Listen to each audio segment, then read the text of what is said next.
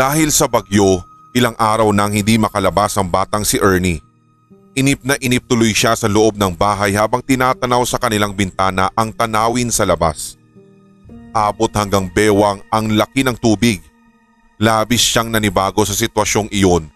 Nasanay kasi siya na laging naglalaro sa gitna ng tirik na araw. Ngayon, walang ibang makikita sa langit kundi ang makakapal na mga ulap at ang pabalik-balik na ulan. Wala rin siyang makita mga bata na nasa labas.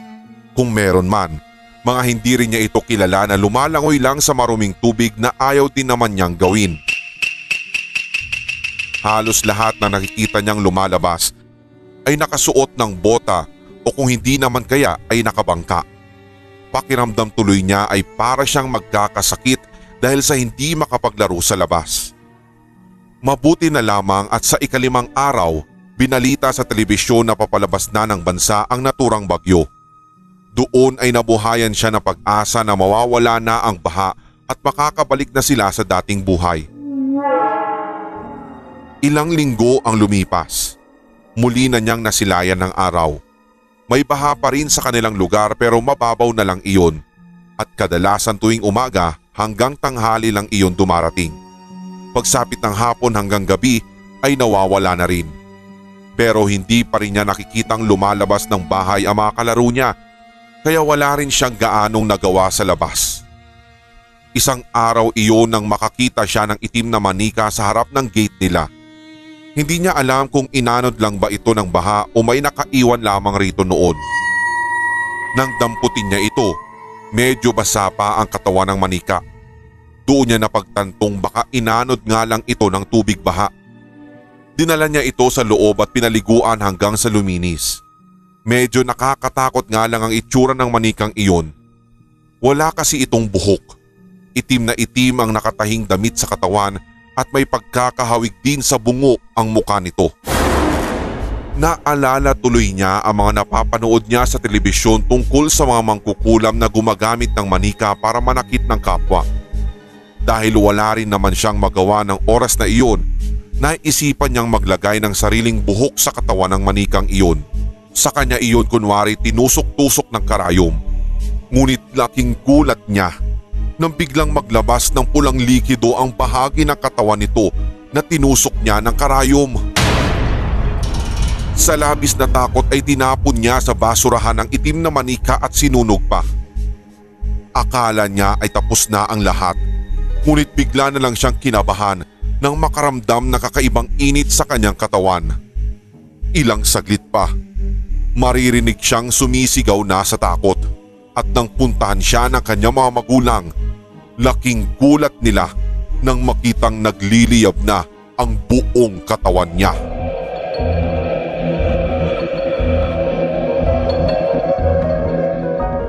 Hindi ko alam kung ilang linggo na ba akong hindi lumalabas ng aking apartment. Buhat kasi na maghiwalay kami ni Bernadette ay nawalan na rin ako ng ganang mabuhay. Napabayaan ko ang aking pag-aaral at mas pinili kong mabuhay ng miserable.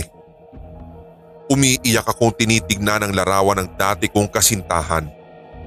Napakaganda talaga niya, kaya naman marami akong naging kaagaw. Ang hindi ko lang din kasi ma-i-process at matanggap hanggang sa ngayon ay kung papaano niya ako ipinagpalit agad sa gwapo naming propesor. Ang paliwanag niya lang sa akin ay nagising lang daw siya isang araw nang hindi na niya ako mahal.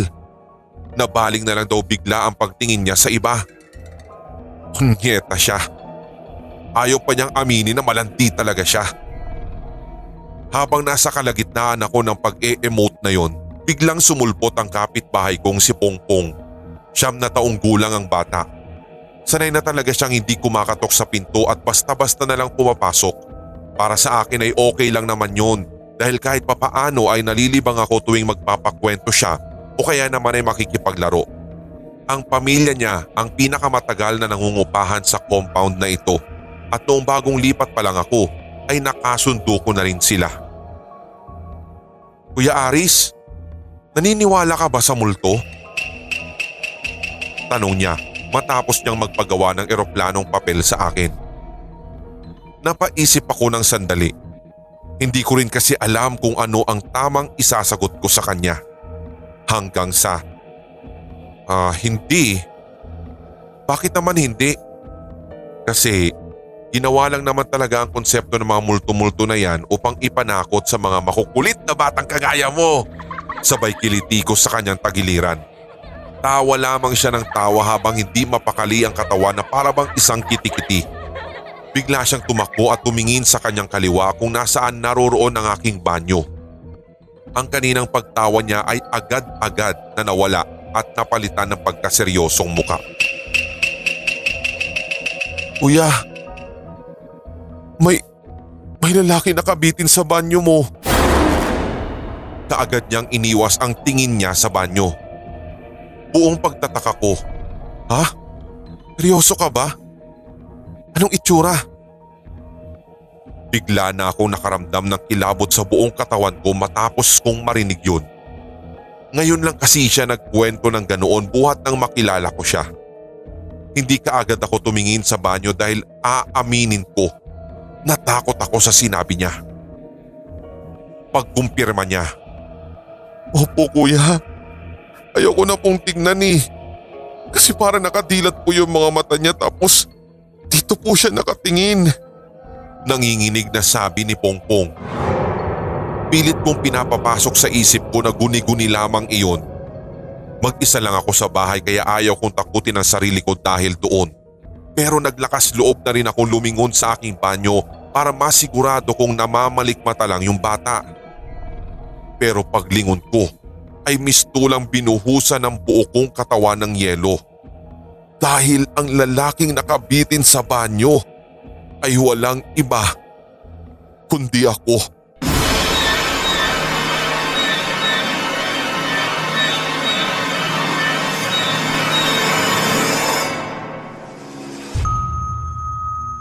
Isa si Renato sa mga bagong hired na gwardiya sa impounding lot na iyon. Gabi ang schedule niya kaya medyo naging hamon sa kanya ito lalo na't kinakailangan niyang i-adjust ang oras ng pagtulog. Magmula noon, sa umaga na siya natutulog at sa gabi ay gigising para pumasok ng trabaho. Hindi naman kalayuan ang impounding lot na iyon sa lugar kung saan siya nangungupahan ng bahay. Kinabukasan din siya nagsimula sa unang araw ng trabaho niya.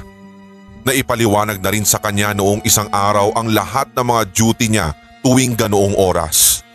Wala naman din sa diksyonaryo ni Renato ang matakot. Kahit kailan din, hindi pa siya nakaranas ng anumang katatakutan sa buhay niya. Kaya naman naging madali na lang sa kanya na tanggapin ang schedule na iyon. Bago pa siya makapasok doon ay may naririnig na siyang kwento tungkol sa kanilang impounding lot. Dito raw tinatambak ang lahat ng mga sasakyang nasasangkot sa aksidente. Kaya naman hindi maiiwasang may magparamdam din dito lalo na iyong hindi matanggap ang kanilang pagkamatay. Habang nililibot nga ni Renato ang 4 na ektaryang impounding lot na iyon, napapansin niyang medyo bumibigat ang kanyang pakiramdam. Lalo na sa tuwing napapadaan siya sa ilang mga sasakyan na halos mayupi na. Nang makaramdam ng pagod, naisipan niyang umakyat sa tore kung saan pumupwesto ang mga gwardyang tulad niya. Doon siya umupo at isinandal ang sarili sa upuan. Hindi siya gaanong nakatulog kaninang umaga dahil nga nag-a-adjust pa rin ang katawan niya sa bagong setup na ito. Kung kailan hating gabi na, doon pa lang niya naramdaman ang pag-atake ng kanyang antok. Hindi nga niya namalayang nakatulog na rin siya roon. Nagising na lamang siya nang biglang makarinig ng sasakyang nagsalpukan. Napakalakas nun at parang nasa harapan niya mismo. Ngunit pagdilat naman niya, sinalubong siya ng isang madilim at tahimik na tanawin sa paligid. Inisip niyang baka na naginip lamang siya. Dahil din doon ay nawala na ang kanyang antok, naisipan niyang maglakad-lakad muli para labanan ang inip. Pababa pa lang siya ng tower nang mapatanaw siya sa hindi kalayuan. Laking pagtataka niya nang makakita ng babaeng lumalakad patungo sa isang nayuping sasakyan. Hawak pa nga nito ang kanyang malaking tiyan. Nagkandara pa siya sa pagbaba at mabilis na pinuntahan ang kinaroroonan ng babae. Inisip niyang baka nangangailangan ito ng tulong. Ngunit pagpunta niya roon, bumungad sa kanya ang babaeng buntis na naliligo sa sariling pulang likido habang hawak ang tiyan nito. Nakayuko lang ito at iyak ng iyak habang nakahawak naman ang kabilang kamay sa bagong pasok na sasakyan doon noong isang araw na nasangkot din sa aksidente. Doon ay medyo nangilabot si Renato. Parang hindi na maganda ang kanyang pakiramdam. Paglingon nga ng babae sa kanya, napalundag na lamang siya sa gulat nang masilayan ang kalansay nitong pagmumuka. Kasunod noon ng pagkabutas ng tiyan nito at lumabas mula roon ang isang umiiyak na sanggol.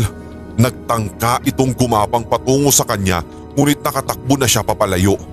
Pinainom siya ng tubig na mga kasamahan upang mahimasmasan. Madaling araw na ng mga oras na iyon at habang nagpapahinga siya, doon na ikwinento sa kanya ng hepe ng kanilang ahensya na maraming araw talagang nagpaparamdam doon, lalo na't karamihan ng mga nagmamay-ari ng sasakyan na nakatambak doon ay namatay din sa mismong aksidente. Hindi lang daw ito sinabi sa kanya noong una dahil baka matulad siya sa ibang aplikante na umatras dahil ayaw makaranas ng kababalaghan sa naturang impounding lot. Laking pagsisisi ni Renato kung bakit pa niya pinasok ang trabahong ito. Hindi niya rin alam kung kakayanin pa niyang magtagal ng isang linggo roon. Magmula noon, hindi na siya nagbantay ng impounding lot ng mag-isa. Lagi na siyang nagpapasama sa kapwa gwardiya nito at doon niya napatunayang hindi talaga kakayanin ng kanyang tapang ang mga kababalaghang nagaganap sa loob ng impounding lot na iyon.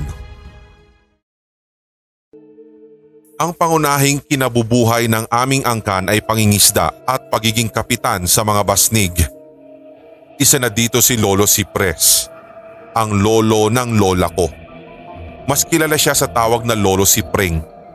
Isa din siyang kapitan at ang gamit nila noon sa pangingisda ay yung boat na kung tawagin ay basnigan. Madalas silang mangisda sa karagatan ng Palawan at Borneo. Noon kasi wala namang agawan ng dagat o teritoryo. Lahat malayang makakapangisda. Dumating na nga din ang panahon na kukonti na ang nahuhuli nilang isda, kaya kahit na ano ang kanilang mabingwit, malaki man o maliit ay ibinebenta pa din nila at ginagawang daing. Maghahapon na nung plinano nila na umahon na dahil ika nga nila inaalat ang pangingisda nila. Nang hilahin nila ang basnig, kahit papaano ay meron naman silang nahuli. Pero biglang naghiyawan ang mga mangingisda dahil may nahuli silang kakaiba. Isang batang sirena. Taliwas sa alam nating itsura na Little Mermaid, hindi ganon kaganda. May kaliskis ang ibang parte ng mukha nito at ang mga mata nito ay hindi katulad sa mga tao. Manipis ang itim nitong buhok, madulas ang buntot nito na animoy kulay lumot at manilaw-nilaw. Halata ang takot ng sirena sa mga mangingisda. Dinig na dinig at pumapainan lang ang salitang, "Daingin na yan! Ibenta na lang natin sa ospital! Hindi, isabit natin dito sa basnigan!" Kantsaw ng iba. Pero naawa naman si Lolo Sipring at sinabi niya na tanggalin ito sa lambat at pakawalan. Hindi na ito nagpatumpik-tumpik pa at inalis ang kawawang sirena sa lambat. Mabilis na lumangoy papalayo ang batang sirena. Hindi alam ni Lolo Sipring na nagbabantay pala ang mga magulang ng sirena dito. Lumipas ang ilang araw ay muli silang pumalaot. Pero ang kaibahan, biglang umulan ng malakas at tila nangangalit ang mga alon. Nang muling sumipa ang malakas na alon, dito nga'y natangay si Lolo Sipring at bumagsak sila sa dagat. Akala ng matanda ay doon na ang katapusan niya, pero parang may humahawak sa kanya upang dalhin siya sa mababaw na bahagi ng karagatan. Nagising na lamang daw si Lolo Sipring na nasa dalampasigan na. Madaming nag-aalala sa kanya at inakalang patay na dahil hindi na siya nakita matapos humupa ang bagyo. Nang magkamalay nga si Lolo Sipring, naalala niya ang nangyari. Kinapa niya agad ang bulsa. Dito nga'y nakapa niya ang isang itim na bato at parang merong bilog na kulay puti sa loob nito. Sa kanyang pag-usisa, hindi siya pwedeng magkamali na perlas ito. Mula noon ay hindi na niya inalis yon sa kanyang katawan at sa katunayan ay ginawa na nga niyang kwintas. Iniisip ni Lolo Sipring na regalo ito ng mga sirena dahil sa ginawa niyang pagliligtas sa anak ng mga ito. Doon nga'y nagsimula na ring yumaman si Lolo Sipreng. Kahit kailan ay hindi na rin sila inalat kapag nangingisda. Talagang nag-uumapaw. Siksik, liglig pa nga ang basnig kapag nangingisda sila. May pagkakataon din nga daw na kayang-kaya pa ni Lolo Sipreng na lumangoy ng higit sa 1 oras at parang pakiramdam niya ay ilang minuto lamang daw ito. Hindi na rin sila nakaengkwentro ng masamang panahon o kahit na anumang bagyo sa tuwing sila'y nangingisda. Ngunit tulad nga ng kasabihan, singdulas din ng mga isda ang yaman niya. Nalulung siya sa sugal pero kapag pumapalaot naman siya ay nababawi niya kung ano ang nawawala sa kanya. Umabot din sa 100 ang edad ni Lolo Sipreng at bago nga ito pumanaw, hiniling niya na muli siyang dalhin sa pusod ng dagat at doon ay ibinalik niya ang hiram na perlas kung saan ito nararapat. Ilang tao din daw ang nagtangka na nakawin sa kanya ito pero kahit kailan ay hindi sila nagtagumpay. Nung nagkaroon ng apo si Lolo Sipreng na kamukhang kamukha niya ay iniregalo nito ang perlas na bigay ng Serena.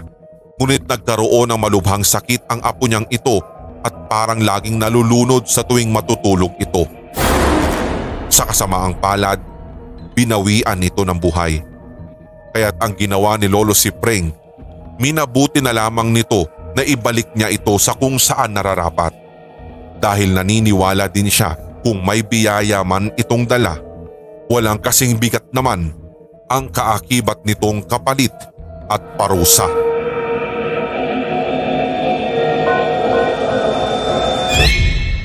Hating gabi na nang makarating si Sienna sa istasyon ng tren mula sa pagbisita niya sa bahay ng kanyang ina. Huwag kang mag-alala. Ligtas ako dito. Tsaka palagi namang may mga nagbabantay ng mga pulis dito. Bulong niya sa sarili. Lumingalinga siya sa paligid at nabigo dahil ni isang bantay na pulis ay wala siyang nakita. Hanggang sa dumating na ang huling biyahe ng tren at huminto ito.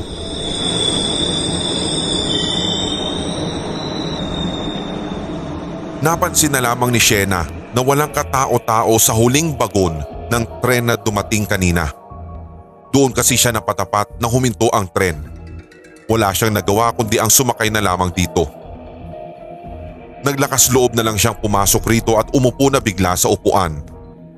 Maya-maya pa'y nagsara na ang pinto ng tren at tumunog na ito, hudyat ng pag-alis.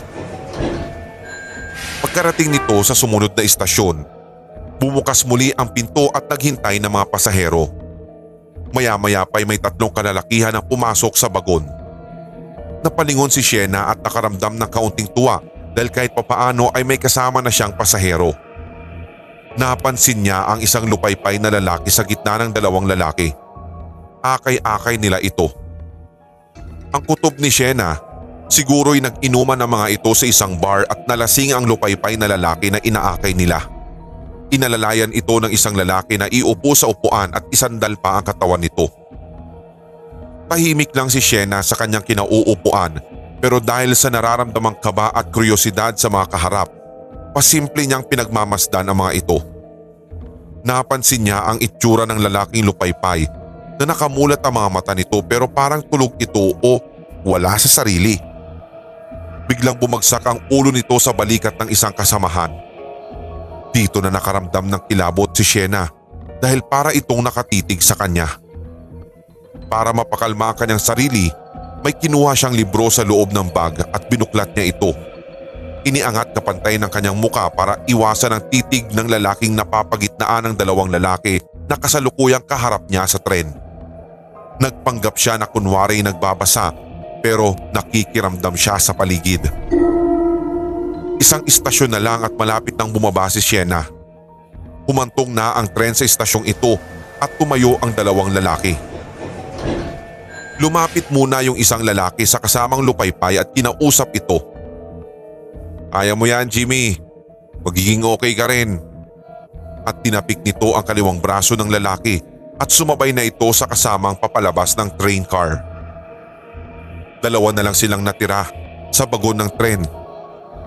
Nang umandar na ang tren papunta sa pinakahuling istasyon ay medyo yumugyug ito ng takbo. Bigla-biglang bumagsak ang lupaypay na lalaki o si Jimmy kung tawagin ang dalawang umalis kanina. Nagulat si Shena at akmang lalapitan ito nang biglang napansin niyang hindi gumagalaw ang lalaki. Naglakas loob siyang lapitan ito para gisingin o alalayang tumayo para makaupo ulit. Bigla na lang siyang nakaramdam ng hilakbot sa buong katawan. Napaupo na lamang din siya sa sahig kaharap ng lalaki dahil nanginginig na ang kanyang mga tuhod. Nakita niya na may umaagos na pulang likido mula sa isang malalim na butas sa noo ng lalaki na sa tingin ni Shena ay dulot ng isang baril.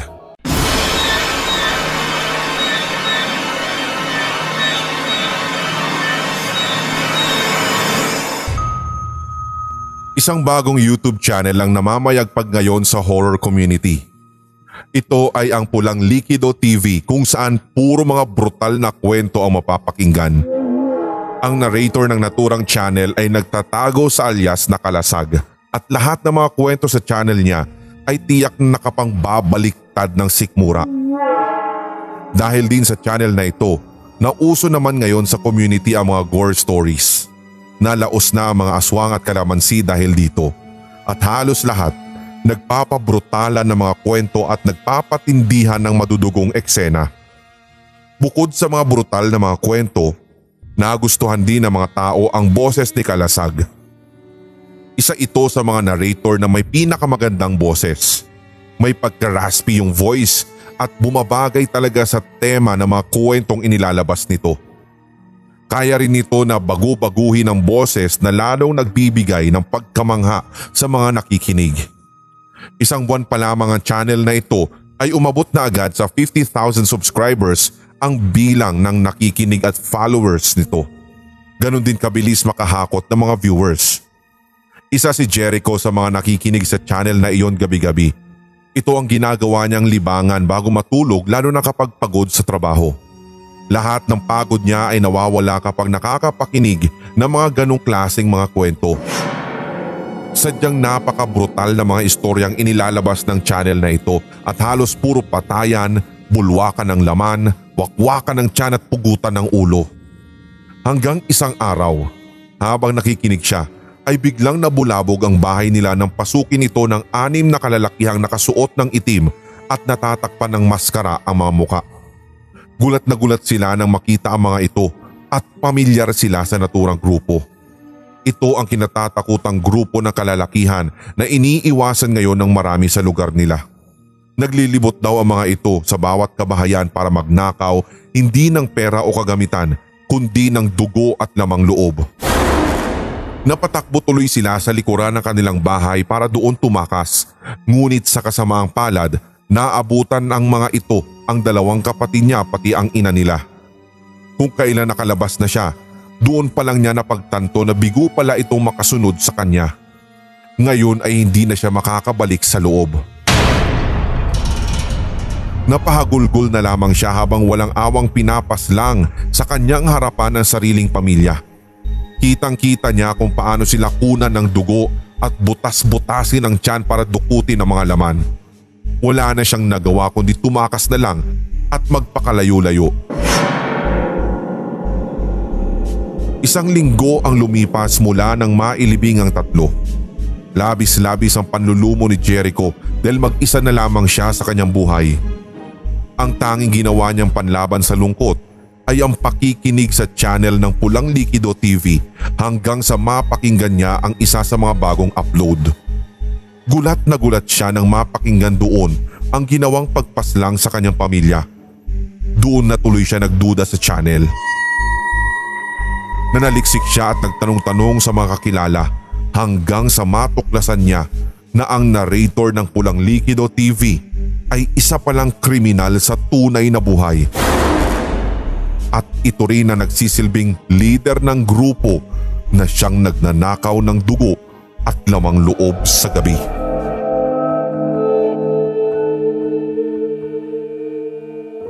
Bagong lipat sina Sofia sa lugar na iyon. Lalo siyang nalungkot dahil tuluyang napalayo sa mga kalaro sa dati nilang tirahan. Sa mga kalaro na lang kasi siya nagiging masaya dahil pagdating sa loob, Kung hindi abala sa trabaho ang mga magulang niya, ay lagi rin siyang hinahanapan ng butas o mali para lang mapagalitan. Tulad ng umagang iyon, pinagalitan na naman siya ng nanay Marites niya dahil sa nawawala nitong gamit.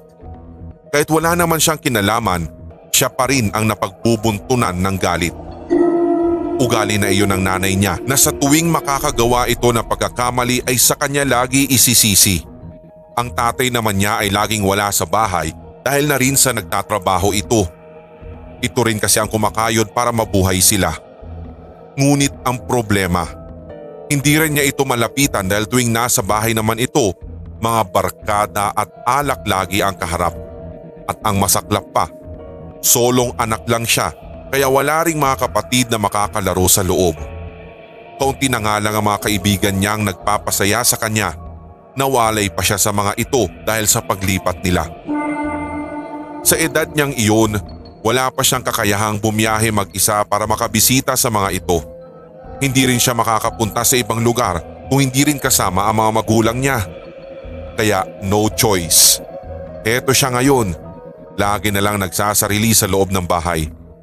Wala siyang ibang ginawa kundi harapin ang mga laruan niya kahit sawang-sawa na siya rito.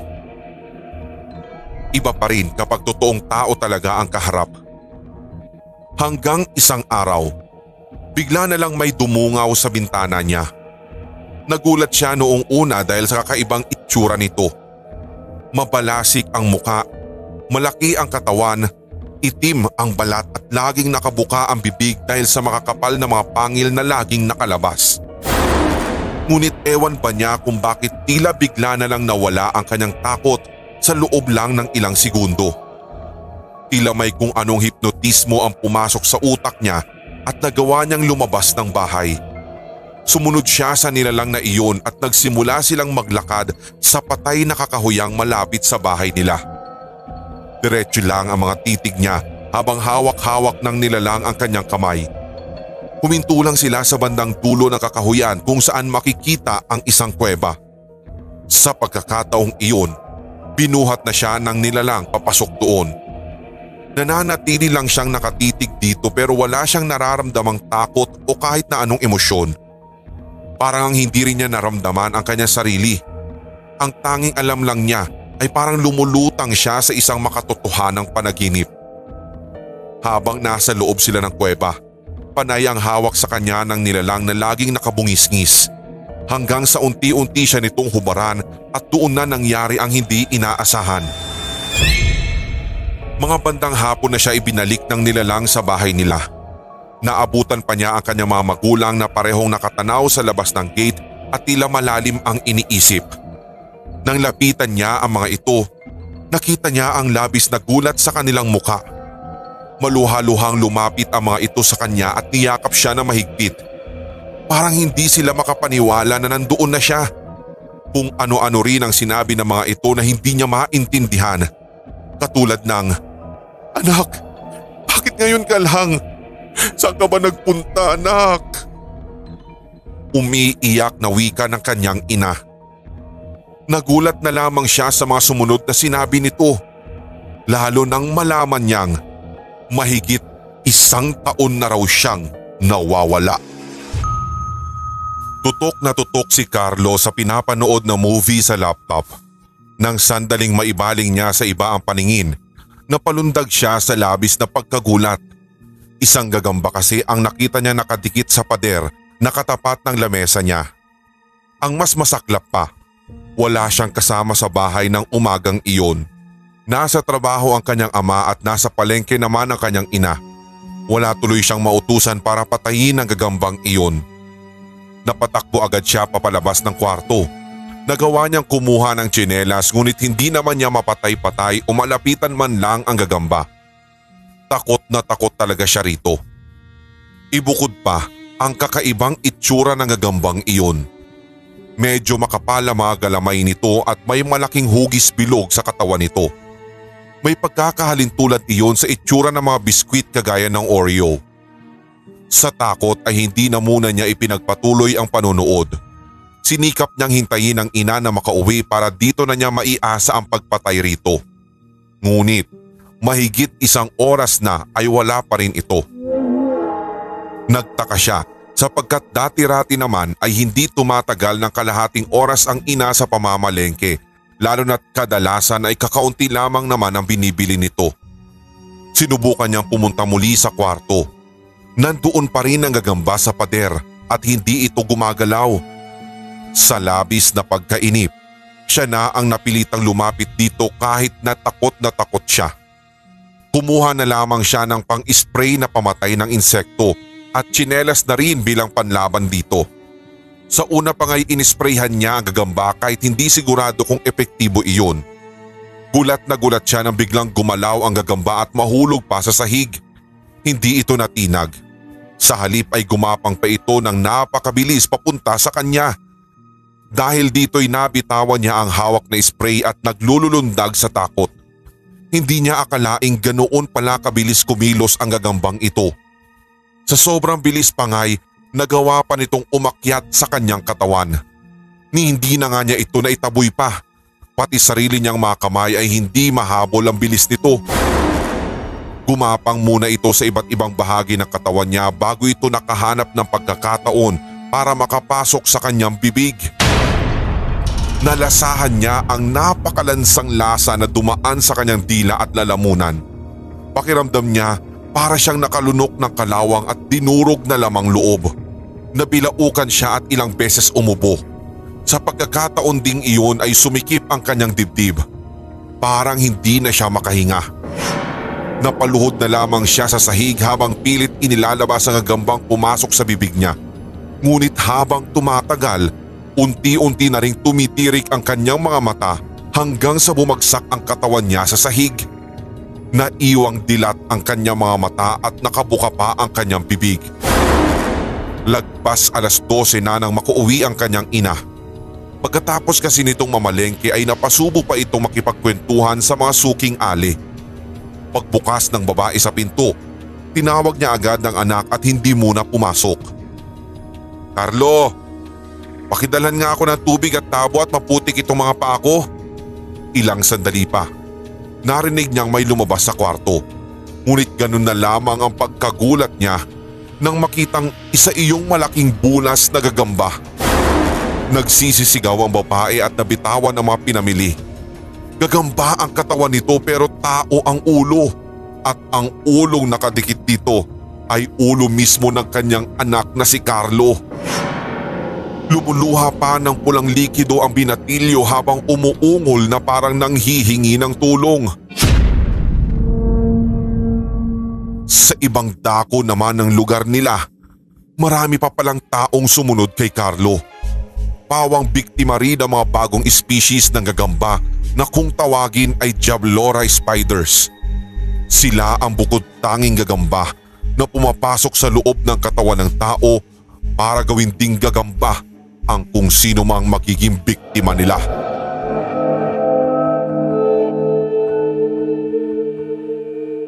Maghapong umiyak si Carla matapos matuklasang may ibang babae ang asawa niya. Wala siyang ibang ginawa kundi umupo sa harap ng lamesa habang pinagmamasdan ng wedding picture nilang dalawa. Hindi kasi niya lubos maisip kung saan nga ba siya nagkulang. Ginawa naman niya ang lahat para maging mabuting asawa rito. Araw-araw niya nga itong pinagluluto, pinaglalaba, pinaghahanda pa ng susuotin sa trabaho araw-araw at halos pagsilbihan na nga niya ito na parang isang hari. Pagdating naman sa personal nitong oras, hindi rin niya pinaghihigpitan ng lalaki. Hinahayaan lang niya ito makipag-inuman sa mga barkada at gumimik paminsan-minsan. Naniniwala kasi siya na karapatan din naman ng bawat lalaki na magsaya. Wala rin naman siyang natatanda ang pagkakamali na nagawa niya. Hindi pa nga sila nag-aaway mula nang ikasal sila. Basta bigla na lamang nanlamig ang pakikitungo niya rito hanggang sa mabalitaan na lamang niyang may ibang babae raw ang asawa niya. Pero ayaw naman niya itong paniwalaan noong una dahil hindi rin naman siya mahilig magpadala sa mga chismis. Ngunit kagabi, naisipan niyang sundan ng asawa. Doon nga'y nahuli niya ito sa akto na nakikipagkita sa isang babae. Ang labis na masakit ay iyong magtanong ang babae kung sino raw yung babaeng kasama nito noong nakaraang araw sa opisina at ang sinagot nito ay katulong lang daw iyon na naghahatid ng pagkain dito. Hindi makapaniwalang sasabihin iyon ng sarili niyang asawa. Katulong lang pala ang turing nito sa kanya at hindi isang kabiyak. Naghalikan pa sila ng babaeng iyon at naghipuan ng katawan bago tuluyang sumakay ng sasakyan. Hindi kinaya ni Carla ang labis na sakit, kaya naman hanggang ngayon ay umiiyak pa rin siya sa tuwing naaalala niya iyon. Namumugto pa rin ang mga mata niya sa dami ng luhang kanyang nailabas. Pagka-uwi nga ng kanyang asawa ng gabing iyon, hindi na niya napigilan ng matinding galit at puot na lumalamon sa kanyang buong pagkatao. Isang araw iyon nang maisipang dumalaw ng babae nito sa bahay. Walang kaalam-alam ang babae na siya ang asawa nito. Pinakilala kasi siya ng lalaki bilang katulong lang nito. Binati niya ang babae at tinanggap sa bahay. Nagpakilala ito bilang Wilma. Dinala pa nga niya ito sa kusina at pinakain. Ang sabi niya, "Naku, tamang-tama lang yung dating mo. Luto na itong adobo ko. Alam mo ba, paborito ito ni Sir Miggs." Ang sabi pa niya. Sarap na sarap naman si Wilma nang matikman ang adobo niya. Kung kaya't, "Ay, ang sarap naman ang pagkakaluto mo rito, no? Medyo yun nga lang maanghang pero malasa naman siya eh. Ano bang recipe mo rito? Gusto mong malaman?" May kung anong weirdong bagay sa boses ni Carla. Inilapit niya ang bibig sa tenga ng babae at ibinulong dito ang mga sumunod niyang sinabi. "Yan kasi mismo yung ari ng asawa ko na inaasawa mo." Nagulat ang babae sa sinabi niya. Kasunod nun ay binuksan din niya ang pinto ng banyo na nakaharap mismo sa lamesa. Labis ang pagsisigaw ni Wilma nang makita mula roon ang nakaupong bangkay ni Mig sa inidoro. Wala itong saplot sa katawan, wakwak ang tiyan at putol ang kanyang ari. "Masarap ba?" Bulalas ni Carla sa babae at pagkatapos ay itinaas ang hawak na palakol. Kasunod nun ang pinakamalakas na sigaw ni Wilma na pumailan lang hanggang sa labas ng bahay.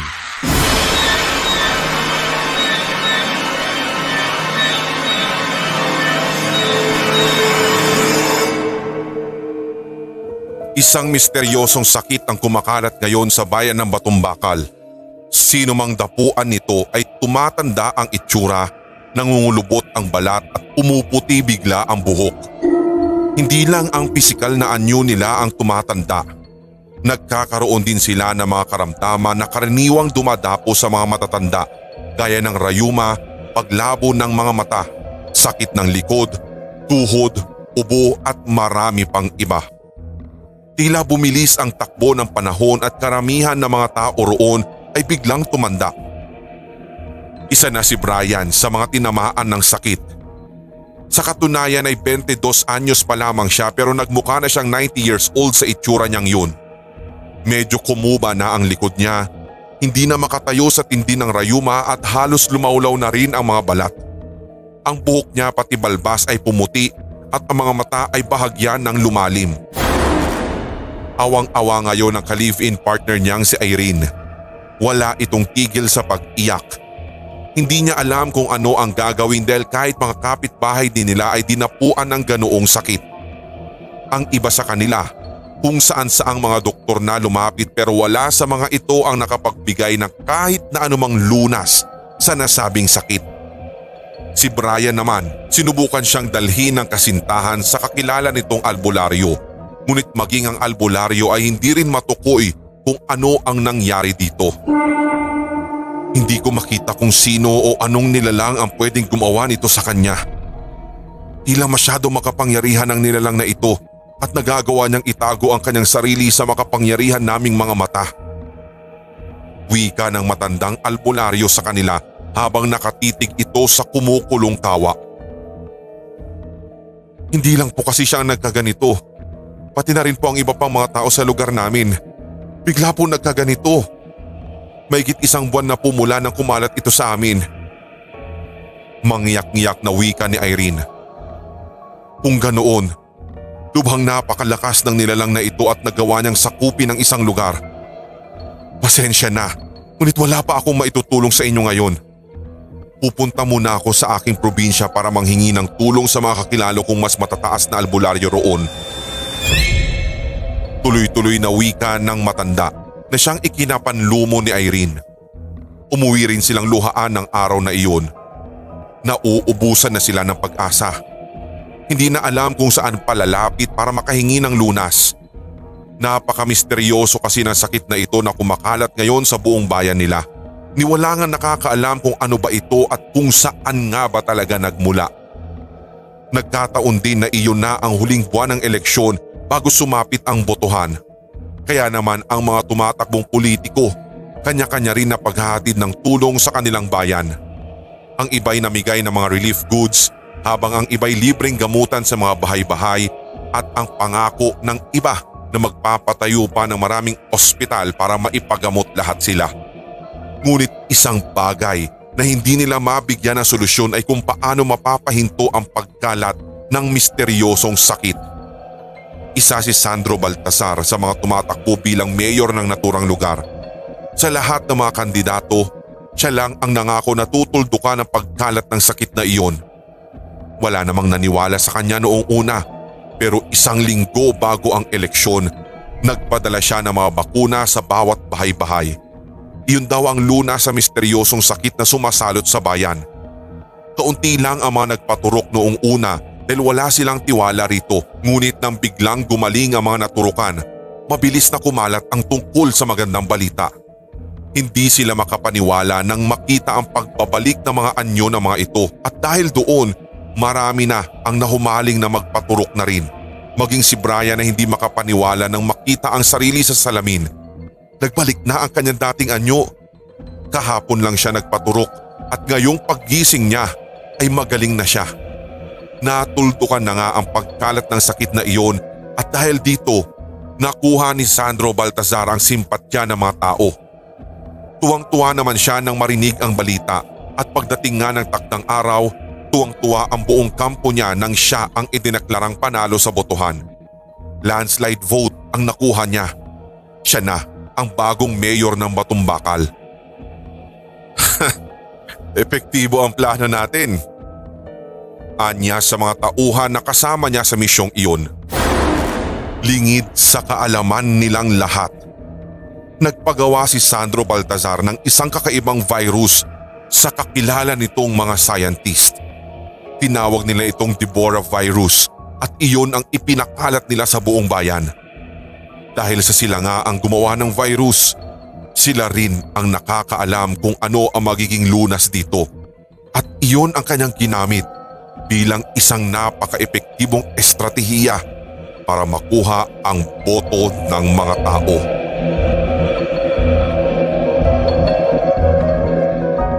Maitim at walang muka ang sa aking dibdib ay nakapatong ngayon. Wala akong makitang bahagi ng kanyang itsura subalit nararamdaman kong nakangisi ito habang pinagmamasdan ako. Pinakiramdaman ko ang aking sarili at tanging mabagal na pintig lang ng aking puso ang namumutawi sa mainit na atmosfera ng aking silid. Bumagal ang aking paghinga at nahihirapan na ako makalanghap ng hangin.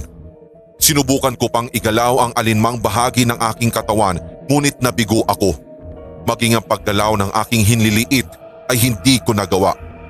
Hindi ako makagalaw di kahit ang pagpikit ay pakiramdam kong may kung sinong humahadlang. Hindi ko ito magawa.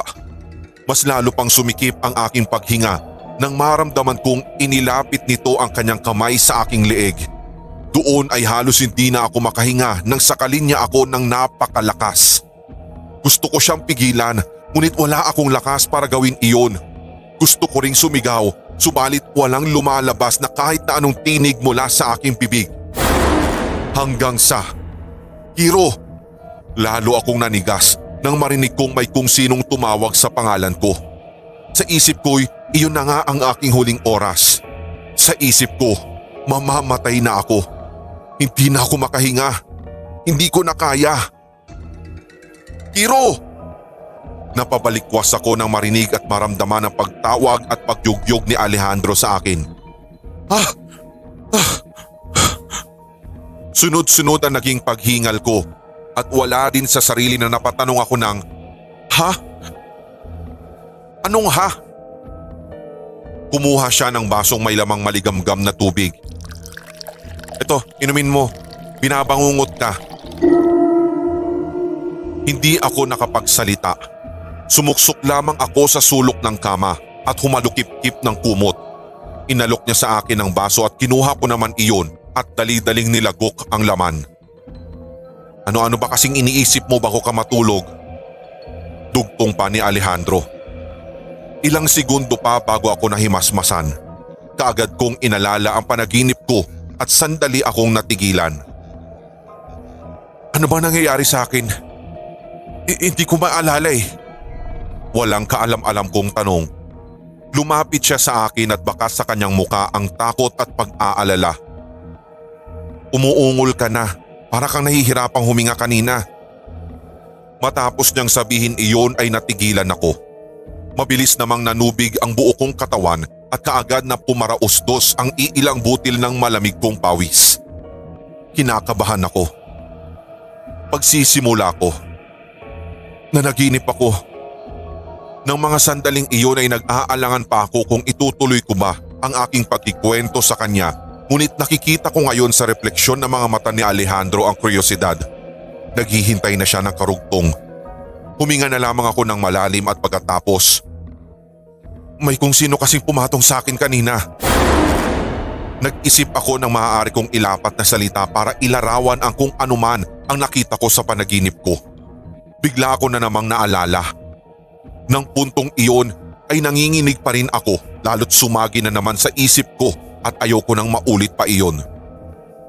Hiro, bumalik ako sa ulirat nang marinig kong tinawag niya ako muli. Roon ko lang din napagtantong nakatulala na pala ako. Pagtutuloy ko. Isang maitim at tila isang hugis ng tao yung nakapatong sa akin kanina. Sagot ko na lang. Nanginginig pa rin ang aking katawan at ang buo kong sistema ay binabalot pa rin ng hilakbot at ng pangamba. Pagtutuloy ko pa. Tapos tila sinasakal niya ako. Napatayo siya sa sinabi kong iyon. Ramdam ko ang kanyang pag-aalala. Urom ang tawag nila Lolo Rian, ang sabi niya. Pero may eksplanasyon din yung mga doktor kung bakit tayo nakakaranas niyan. Tinignan ko siya ng may pagtataka at pagkamangha. Mukhang nakuha niya naman ang pinupunto ko kaya nagpatuloy na siya sa pagsasalaysay. Ikwento niya sa akin lahat ng kanyang nalalaman.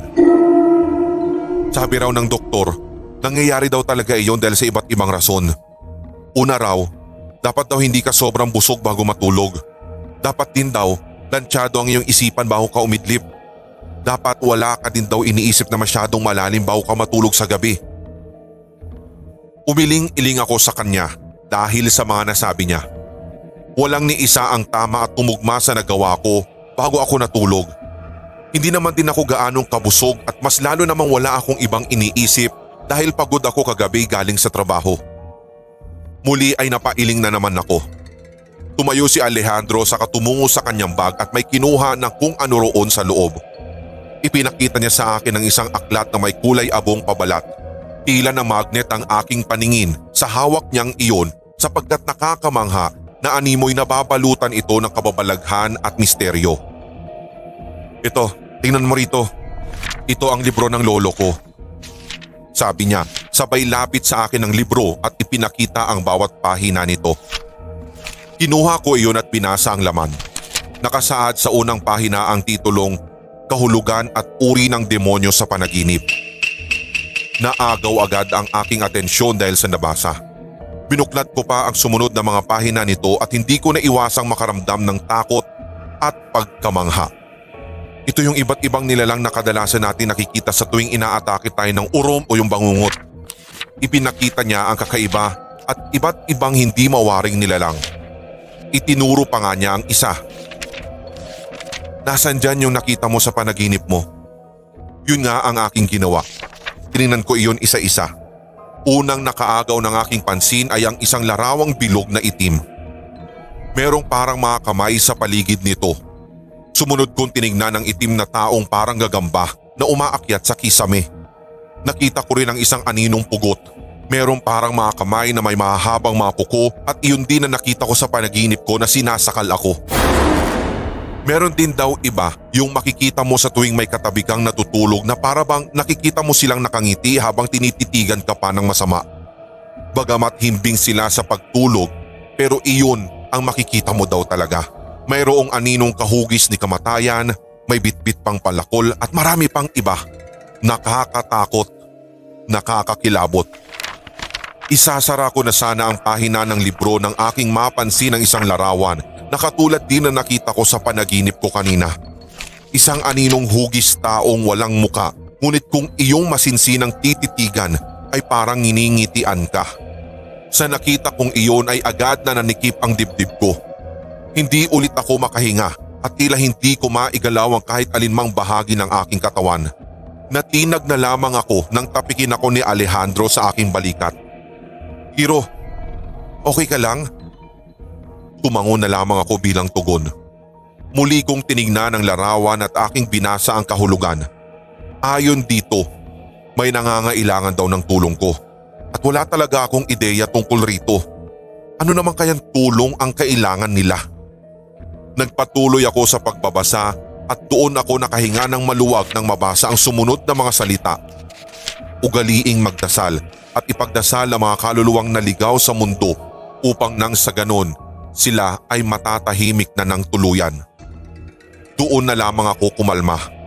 Sandali kong tiniklop ang mga pahina ng libro at ipinikit ang talukap ng aking mga mata. Tama, kung meron man akong armas at panangga, iyon ay ang panalangin at ang banal niyang salita.